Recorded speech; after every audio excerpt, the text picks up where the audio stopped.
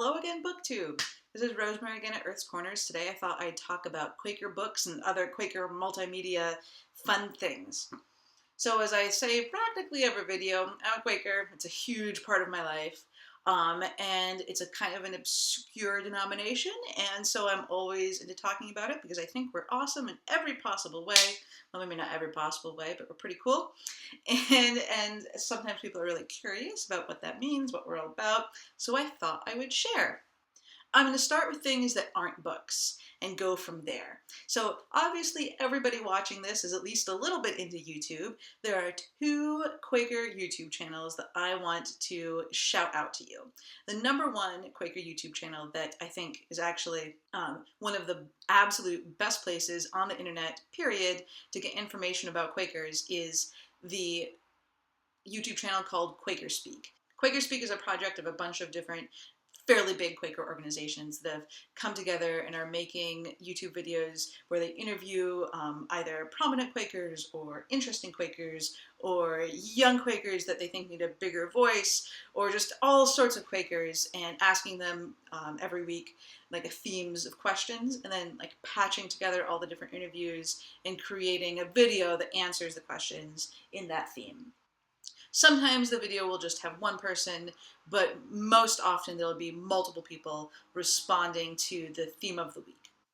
I love all of the videos a lot, but I'm going to tell you probably my three favorites are What to Expect in Quaker Meeting for Worship, which is, just as you would expect, all about what you expect when you come to an unprogrammed meeting. And it'll even explain what that phrase means, unprogrammed meeting. And then How Jesus Affirms My Queerness, which is about, exactly as it says in the tin, Jesus affirming queerness and all sorts of sexualities. And then this last one just went up a few days ago, Christ Has Come to Teach Us Himself. So I think those three together will, well, I just love the queerness one because I love Cody, who's the speaker, and I think he's fantastic. So I just love that for itself. But the What to Expect in Meeting for Worship video is just a really good, one of the best explanations I've seen for newcomers about Quaker Meeting for Worship. And then Christ Has Come to Teach Us Himself. Again, the speaker in this one I really enjoy. And I think it's a great 3-minute introduction to Quaker spirituality. And then the other Quaker YouTuber I'd recommend isn't someone that posts super regularly, but it's someone who's made a couple of really fun videos, and it's actually a good friend of mine. His channel name is just his real name, Ben Guaraldi. Guaraldi is Guaraldi, and he has made a couple of really fun Quaker parody videos. One called What Does George Fox Say?, which is a parody of oh God, I can't even say this name, Elvis's What Does the Fox Say? And it's just fantastic. George Fox is the founder of Quakerism, and so if you want a funny rip-off parody video about Quakerism with people in period costume hula hooping, you should definitely watch that. And he also made Quaker Off, which is a Taylor Swift parody. There's nothing bad I can say about these videos. They are just so much fun. The George Fox one went semi-viral about a year ago, and everybody in Quakerism was super excited about it. It got covered in the Huffington Post. You may have seen it, but check it out if you hadn't, because it's just a lot of fun. Moving on to Quaker books. There are a ton of Quaker books out there, but if you're just starting and you're curious about what this Quaker thing is all about, I'm going to recommend a few to you. I'm not going to talk about the old Quaker classics. Quakerism started in the 1660s, 1670s, and so there are a lot of books written from about that time and then 50 years later that are really foundational texts, but I think they're really hard to read if you're just wanting to get an overview of what everything's about. Like reading the journal of a shoemaker from 1690, hard, not very accessible. So I'm going to share only more modern things. One of the best primers that I think has come out recently is this book, Letters to a Fellowseeker by Steve Chase. Full disclosure, I know Steve, we're friends, but I mean, this is a pretty fantastic book. I wouldn't consider this a theological book, but this is one of the books that I've read that gives, I feel like, the best sense of what it really feels like to be a Quaker, to be a liberal Quaker in America today, especially in New England today, which is where Steve is from. This book is laid out like a collection of letters. In fact, that's the name of the book, Letters to a Fellowseeker, a short introduction to the Quaker way. It's laid out like letters on themes, as if he is writing to a correspondent who's interested in spirituality. So it's 7 letters, and I'm just going to read the titles of them because I feel like it sums up what's going on in the book. Um, Letter 1, My Journey to the Quaker Movement, where he talks about where he came from and why he became a Quaker. Letter 2, Are Quakers Christians? Letter 3, Silent Worship and the Inward Teacher. Letter 4, Ministering One to Another. Letter 5, Quaker Faith and Social Action. Letter 6, The Struggle to be Faithful. And Letter 7, My Invitation to You. I don't know, this is just a really straightforward, accessible, well-written, warm book, easily laid out, clearly arranged. This is just a really good place to start if you're at all interested in what it is to be a Quaker.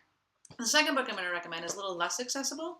It is more of a classic, but it was written in the 1940s, 1950s, if I recall correctly, and so it's not nearly as inaccessible as the stuff that was written hundreds of years ago. This is A Testament of Devotion by Thomas Kelly. This is an older edition. I mean, it's been reprinted 1,000 times, and so there are nice paperback editions. But this is a book I loan out so much, and my paperback edition never came back to me, which is fine. So this is my nicer hardcover, but this is about essentially Quaker spirituality. Sort of the cornerstone of Quaker spirituality is that nothing stands between you and the divine. You don't need priests, you don't need rituals, you don't need formalized prayers, you don't need anything. All you need is the will to connect with God, or the desire to connect with God. And you don't even need any skills necessarily. All you need is that radical openness, and this is all about cultivating that openness, cultivating that desire, and letting the divine into your life. And it is meditative, it's mystical, it is not at all in any way whatsoever dogmatic or telling your creedal or telling you what to believe. Quakers are allergic to creeds. We don't like anybody telling us what we should or should not believe. It's a very experiential religion. It's all about how you experience a relationship with the divine, and not about what other people tell you to think about the divine, if that makes sense. It's not about having ideas or like notions, we sometimes say, about what God is or isn't. It's much, much more about that inward experience. And this is the perfect book discussing what that inward experience really feels like, or what the goal is, which is transformation by divine love. And this is just a beautiful book. It's probably the book that made me most want to be a Quaker. And then into something drier, if you're curious more about the history of Quakers, this is probably the most classic Quaker history. It's called A Portrait in Grey by John Punchen. He was a British Quaker writing, he is a British Quaker. He's still alive, to the best of my knowledge. The first edition of this came out in 1984, and then it was republished in 2006. It's the history of Quakers worldwide, mostly in America and Britain, but it is a relatively wider look from the founding until the end of the 20th century. It is a bit dry. It's a little academic, but if you want to know kind of where we came from and where we are now, this is probably the best place to start.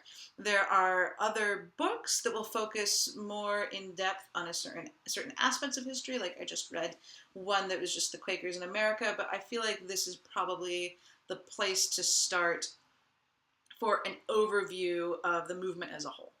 Okay, and the last thing I think you should read, or my last recommendation of what to read, is something that's going to be different for you depending on where you live.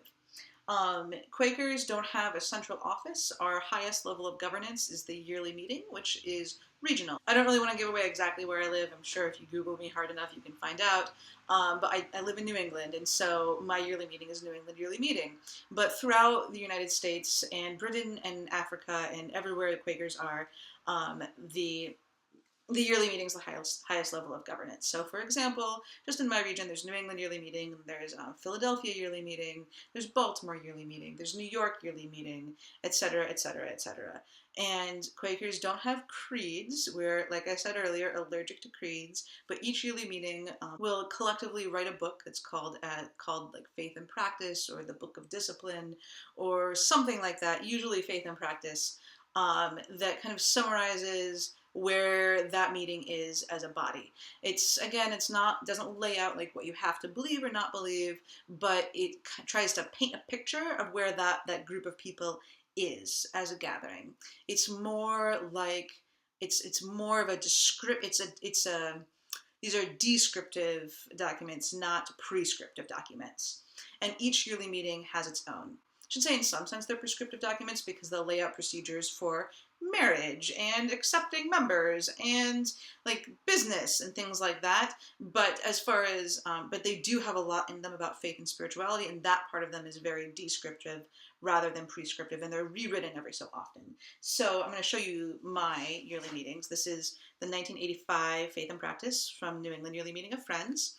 You can see I've loved on it. It's got sticky notes all through. We're actually in the process of rewriting this. It's been a 10-year process of rewriting it, but we're like 3/4 of the way through maybe. And so in the next few years, another edition will come out. These books kind of take you through Quaker life, and they're usually stuffed with extracts or excerpts from other Quakers that have been writing in the past. And so these are often, or at least New England's is, and the books from other yearly meetings that I read also are really good places to start in learning about other Quaker writers, because they are so full of quotes and excerpts and references to the wider Quaker world. So it's, number one, a really good place to get a feel for whatever your yearly meeting, wherever your yearly meeting is spiritually, to see whether it might be a good fit for you, although the best way to find out if it might be a good fit for you is to just go to a meeting. But this is another way to start, especially if you're really shy. I'll just read you some chapter headings. Like, it goes through the Quaker faith, the Quaker message, the experience of the light within, the person and work of Jesus Christ, the value and use of the Bible, friends in the sacraments, friends in the Christian church, publishing truth, friends in other faiths. Then faith into practice in the life of the meeting for worship, vocal ministry in the meeting for worship, meeting leadership, the meeting for business, the meeting as a caring community, sharing faith, membership, friends education. Oh, and I skipped all of part 1, which is illustrative experiences of friends, a brief history of friends in New England.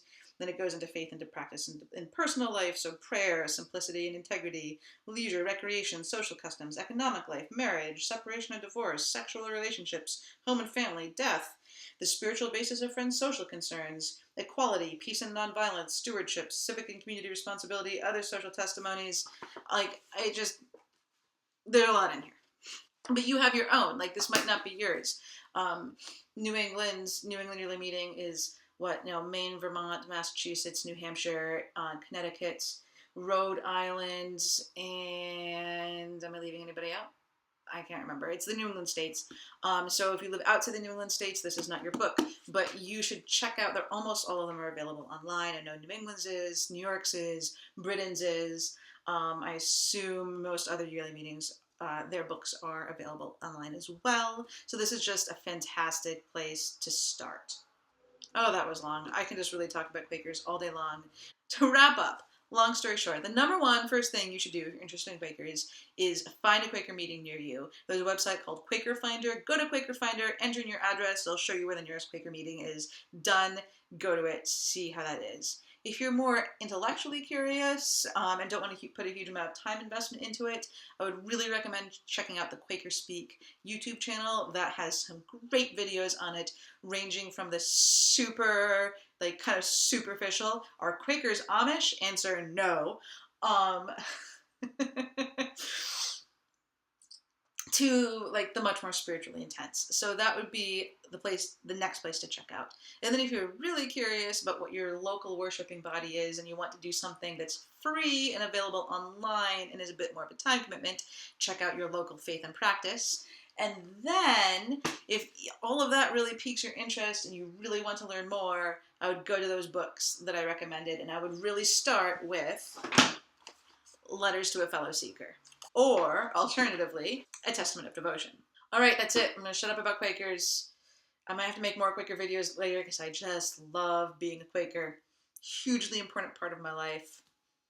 Happy to answer any questions. Just ask me below. Yeah. Happy Quaker reading!